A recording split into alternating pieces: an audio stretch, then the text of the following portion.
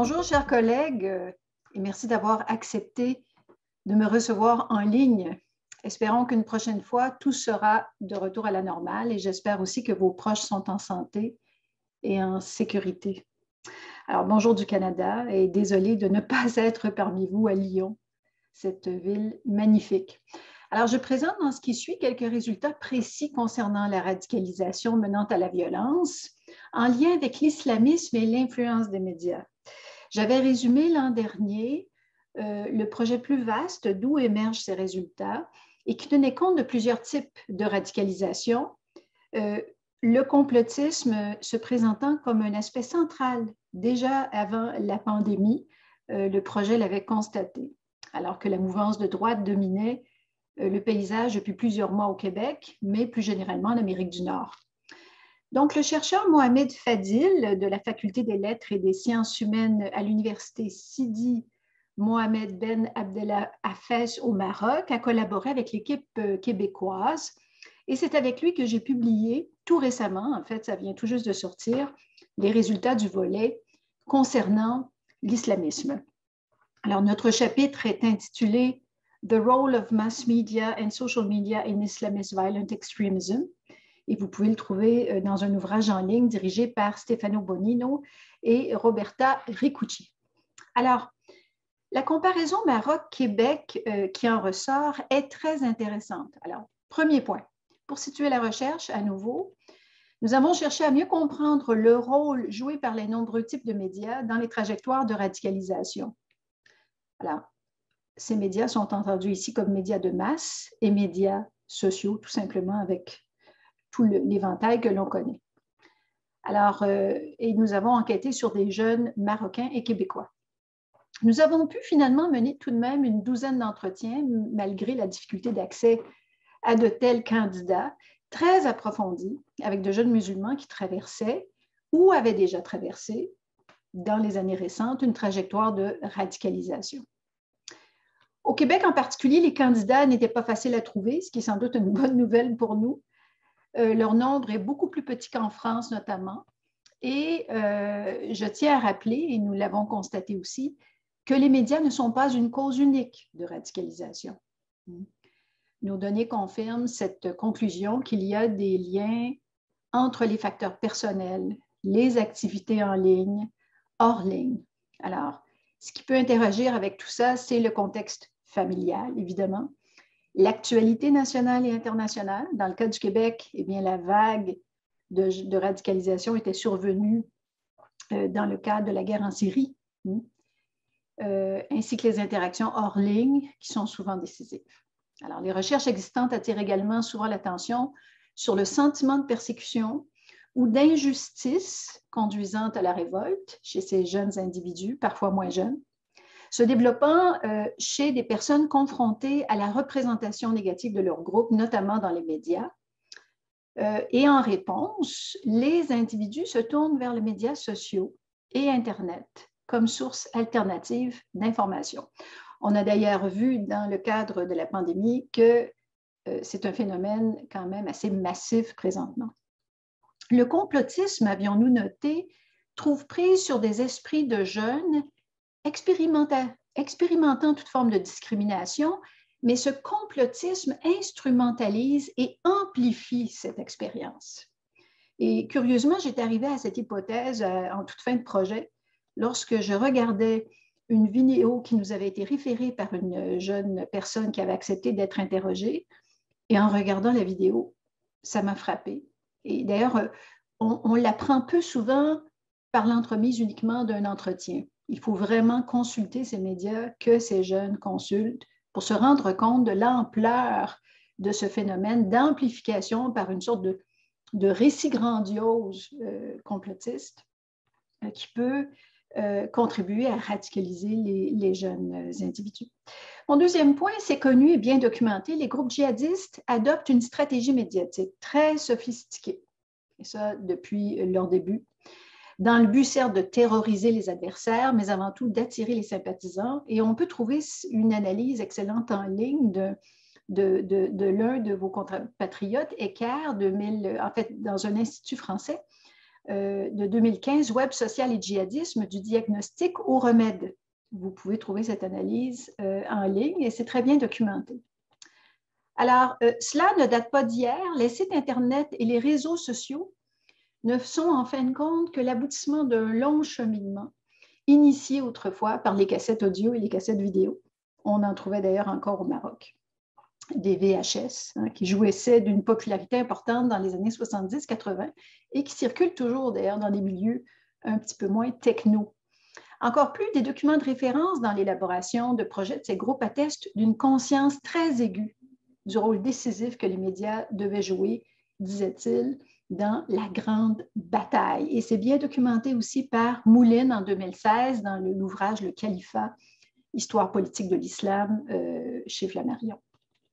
Alors, troisième point, dans le chapitre, dont je vous résume ici quelques lignes, mais en ajoutant des éléments, après une présentation synthétique de sources idéologiques autour du salafisme djihadiste, se penche sur la stratégie médiatique adoptée par cette mouvance, notamment l'utilisation des médias sociaux comme outil de recrutement et d'encadrement.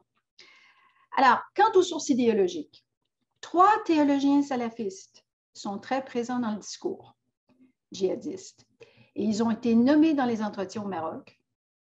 Les Québécois étant plus prudents, mais peut-être aussi moins cultivés, parce que ces jeunes Marocains avaient étudié dans des écoles coraniques financées par l'Arabie saoudite et assez intensivement. Alors, les 3 figures sont Ibn Hanbal, Ibn Taymiyyah et Ibn Abdel Wahhab. 3 de nos interviewés ont confirmé avoir fréquenté régulièrement donc, ces maisons coraniques au Maroc. Et c'est là qu'ils ont tiré leur connaissance approfondie de ces 3 figures du salafisme. Par exemple, Hanbal, Ibn Hanbal fut prononcé 6 fois, dont 3 dans un même entretien marocain. On évoque sa biographie. Les récits biographiques ont une immense prise sur les jeunes esprits d'après nos entretiens. L'épisode de sa confrontation avec les Mu'tazilites lui a valu de se faire emprisonner et même torturer sous le règne d'Al-Mamoun, racontait cet interrogé. Dans l'esprit de nos interviewés, le passé n'est guère différent du présent. Un bon ouléma musulman est censé affronter, et je cite un interrogé, la débauche intellectuelle qui vise à déconstruire la religion et la société. Ça, c'est il y a 2 ans, un jeune homme de 24 ans que nous avons appelé avec un pseudonyme Yassine. Ainsi nous explique l'un d'eux, soutenu par l'État, les journalistes et les intellectuels laïcs, on est en contexte marocain, visent aujourd'hui à détruire la religion et la société des Marocains. Il est de la responsabilité des oulémas de les affronter.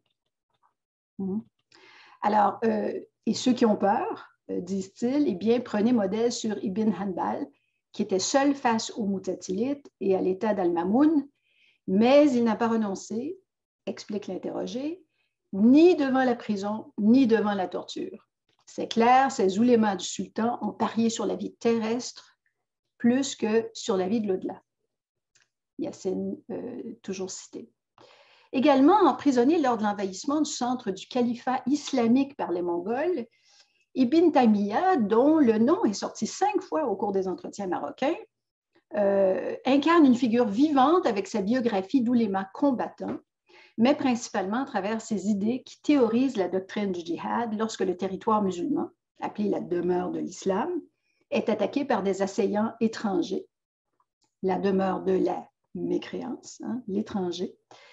De même, l'enquête atteste d'une projection de la période historique d'Ibn Taymiyyah sur celle d'aujourd'hui. Et là, je cite encore un interrogé. Le combat entre la bonne foi et les mécréances ne s'arrêtera jamais. Les croisés et les juifs sont les Mongols de notre temps. La terre de l'islam est envahie partout. C'est le djihad qui nous reste pour défendre notre religion et notre terre. Ça, c'est Younes qui avait, il y a 2 ans, 27 ans. Donc, la terminologie utilisée pour exprimer ces points de vue pourrait être un élément de distinction entre le salafisme de type quiétiste, qui est pieux et qui ne passe pas à l'acte violent, et un autre djihadiste. Bien qu'une bonne partie de nos interviewés furent très prudents pour ne pas afficher très clairement leur appartenance au salafisme djihadiste, donc qui pouvait passait à l'acte violent, lequel fut criminalisé au Maroc par des nouvelles mesures, ils ont été néanmoins trahis par leur terminologie. En voici quelques passages représentatifs. Donc, je cite en rafale. Les musulmans furent les maîtres du monde lorsqu'ils s'attachaient à leur religion. Aucune gloire possible pour l'islam et les musulmans dans l'absence d'un État de l'islam, d'un califat. Donc, sans doute sous l'influence de Daesh et puis de l'État islamique, des groupes terroristes. L'islam incite les musulmans à être forts et à ne pas se laisser faire, à savoir défendre, protéger leur religion et leur honneur. C'est du terrorisme, ça? Alors, dans les entrevues, c'était récurrent. On reprochait aux médias et à l'Occident de qualifier comme terrorisme une légitime défense de la vraie religion, de l'islam contre la demeure de la mécréance. Le cas québécois se présente comme suit. La comparaison avec le cas marocain permet de déceler les influences idéologiques qui s'y manifestent moins explicitement. Interrogés après 2017, nos jeunes candidats à la recherche étaient prudents et ne nommaient pas de références précises. Ils ne nommaient pas de figures influentes qui avaient interagi dans leur trajectoire et ils ne nommaient pas non plus des idéologues. Et on a bien senti qu'ils avaient une certaine réserve. Sans compter qu'ils et elles, de manière évidente, n'avaient pas eu le niveau d'éducation reçu par nos jeunes Marocains dans des maisons coraniques financées par l'Arabie saoudite. Alors, on compte 4 candidats qui ont élaboré davantage leur expérience. L'une était de famille catholique et s'était convertie à l'islam. Les 3 autres étaient des jeunes musulmans, de familles immigrées, donc ils étaient de 2e génération d'immigration. Et tous nous ont dit, et c'est là qu'on a décelé ces tendances que l'on trouvait plus explicitement au Maroc, on parlait, dans les 4 cas, s'être tourné vers les vraies sources de la religion, le vrai islam. Alors, les 3 musulmans donc, de 2e génération d'immigration éprouvaient des difficultés d'intégration de leur famille. Et une, c'est celle dont je retiens l'exemple ici, une jeune femme que je vais nommer Annie, c'est un pseudonyme évidemment, a été éduquée dans le chiisme et a décidé de se tourner vers le sunnisme à la fin de son adolescence, vers l'âge de 17 ans. Alors, elle raconte, au fur et à mesure, j'ai vraiment compris qu'il y avait beaucoup d'affaires qui étaient dans le chiisme comme retravaillées dans l'histoire. Alors que le sunnisme, c'était vraiment beaucoup plus fondamental, dogmatique, vraiment beaucoup plus ancré dans les racines islamiques. Et tout comme j'avais compris comme quoi le sunnisme, c'était vraiment la base. Et elle dit, ça faisait pour moi beaucoup de sens de retourner aux bases, de vraiment comprendre les fondements. Annie portait le hijab depuis l'enfance et après cette conversion, elle avait commencé à porter le tchadar. Ça a bien été analysé en France, évidemment, ces changements de comportement vestimentaire, même si ce n'est pas, évidemment, le seul facteur. Et elle se définissait explicitement comme une fondamentaliste. Elle disait, on suivait vraiment à la lettre ce que les savants anciens disaient, les prédécesseurs. On essayait de vraiment suivre, de ne pas donner nos opinions personnelles, essayer de ne pas entrer dans la modernité, essayer de ne pas innover. C'était vraiment le retour aux vraies sources. Alors, je vous ai donné quelques exemples d'influence idéologique. Maintenant, terminons avec la stratégie médiatique. Ça aussi, c'est bien documenté. Le livre de Mouline, encore une fois, résume bien les stratégies médiatiques et les grands leaders récents des mouvements terroristes ont recommandé de se servir des médias abondamment et avec beaucoup d'habileté. On peut même dire qu'avec Al-Qaïda, plus tard Daesh, on serait entré dans l'âge d'or d'une stratégie médiatique plus efficace. Alors, il vaut la peine de référer, par exemple, à l'une des grandes figures islamistes influentes sur le plan médiatique, Abou Bakr Nahi, qui a tracé une feuille de route pour les générations djihadistes de l'époque.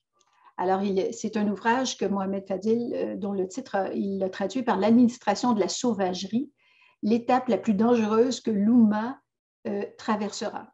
Ce serait de 2005. Et c'est devenu rapidement une référence dans le mouvement djihadiste. Il y avait toute une stratégie. Alors, quelques exemples. Légitimer le point de vue à la fois religieux et rationnel, les modes d'action du salafisme djihadiste basés sur l'adoption de la violence. Deuxièmement, il fallait recruter les adeptes et les sympathisants par des processus très étudiés d'apologie de cette forme de djihadisme et préparer le terrain en cas de victoire pour rallier les sympathisants qui n'étaient pas nécessairement passés à l'acte. Alors, il y avait des stratégies très poussées. Enfin, si le processus de recrutement visait l'ensemble des musulmans, c'est surtout les jeunes qui étaient visés. Et regardez quelles raisons on en donne. Ceux-ci sont les plus proches de, et je cite cet ouvrage de 2005, « la nature innée de l'être humain ». Pour lui, cet âge de la vie donnait une marge considérable d'influence des unités djihadistes et on les attirait par toutes sortes de stratégies médiatiques, on les encadrait et on préparait donc des jeunes recrutés. Tous nos interrogés au Maroc comme au Québec ont raconté des moments clés déclencheurs de leur trajectoire de radicalisation en lien avec les médias consultés. Curieusement, ça ne sortait pas au premier abord. J'insiste, pour aller chercher de tels contenus sur les médias, il faut vraiment des entretiens semi-directifs. Et il faut même, si possible, vérifier les contenus médiatiques, encore une fois, consulter, parce que les jeunes qui en parlent ne réalisent pas ce qui se trouve derrière ces contenus lorsqu'ils nous en parlent. Alors, il faut, donc, c'est une sorte de triangulation, une trajectoire biographique, moins directive, ensuite semi-directivité avec trajectoire plus explicitement médiatique. Et ensuite, troisième angle de la triangulation méthodologique, aller vérifier ces contenus qui sont consultés. Et c'est ainsi d'ailleurs que, comme je le disais tout à l'heure, j'ai pu déceler le complotisme à l'œuvre derrière ce type d'idéologie, mais c'était le cas aussi pour les autres types de radicalisation. Alors, notre observation, c'est qu'il s'agit d'une trajectoire progressive. Je termine là-dessus. Une indignation est provoquée par la visualisation de chaînes de télé-satellites, par exemple, montrant des images des souffrances des populations, en particulier les enfants. Annie a relaté au début de son adolescence avoir visionné dans sa famille une télé-satellite qui était d'ailleurs déclarée comme terroriste par les États-Unis à ce moment-là. Et elle a vu des enfants avoir faim, des enfants tués, et les germes de la révolte ont été semés par ce type d'image. Alors, ça incite à la vengeance. On raconte aussi des moments de discrimination. Au Québec comme au Maroc, je tiens à le souligner parce qu'on peut s'imaginer qu'en Occident, on est les seuls qui suscitent au cœur de certains musulmans des frustrations, de l'indignation à cause de divers types de discrimination, mais les jeunes Marocains étaient tout aussi révoltés à l'égard du discours public marocain, autant chez les autorités que dans les médias, qu'ils estimaient injustes à l'égard du vrai islam. Sollicitation de noyaux de radicalisation sur les médias sociaux après ces trajectoires, expérience en ligne qui s'intensifie, des milliers d'heures, nous ont-ils dit, lorsqu'on se met à fréquenter avec les algorithmes en plus, c'est des milliers d'heures, c'est constant sur le téléphone qui est accessible à la main à cœur de journée et de nuit. Et ça devient comme une sorte d'intoxication par les médias sociaux avant un certain passage à l'acte. Au Québec, c'était le départ en Syrie. Et puis, ça peut être autre chose dans d'autres cas. Et je termine en disant qu'au moment de l'enquête, les familles et intervenants étaient assez dépourvus devant les médias sociaux et leurs effets pervers. Par ailleurs, il importe de noter que les familles peuvent aussi accorder leur support plus ou moins inconsciemment en exposant leurs enfants à des émissions de télévision incitant à la révolte, l'indignation et éventuellement l'engagement radicalisé. Alors, je vous remercie. J'espère que tout a été clair. Je m'excuse encore une fois de ne pas avoir été parmi vous et je vous souhaite un bon colloque et j'espère vous voir en vrai très bientôt. Au revoir.